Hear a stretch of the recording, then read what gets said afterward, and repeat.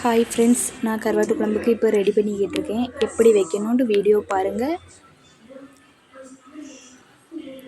உருளைக்கிழங்கு, வெங்காயம், தக்காளி, முருங்கைக்காய், கத்திரிக்காய் எல்லாத்தையும் போட்டு தனியாக வெட்டி வச்சுருக்கேன்.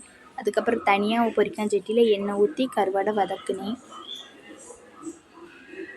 கருவாடை வதக்கிட்டு அதுக்கப்புறம் காய்கறியெல்லாம் போட்டு நல்லா வதக்கினேன். இந்த வீடியோ பாருங்கள், உங்களுக்கு கருவாட்டு குழம்பு எப்படி வைக்கணும்னு தெளிவாக தெரியும்.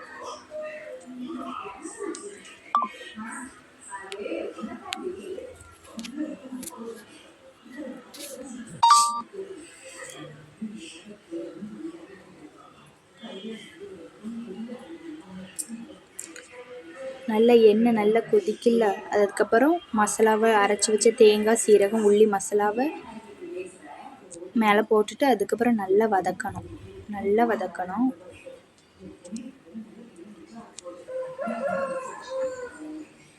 நல்லா லைட்டாக கொதிக்க மாதிரி இருக்குல்ல. அதுக்கப்புறம் 2.5 ஸ்பூன் மசாலா பொடி போடணும். அதுக்கப்புறம் புளி கரைச்சி வச்ச தண்ணியை உள்ளே ஊற்றிட்டு அதுக்கப்புறம் நல்லா கிண்டிட்டு அதுக்கப்புறம் மூடி வச்சுட்டு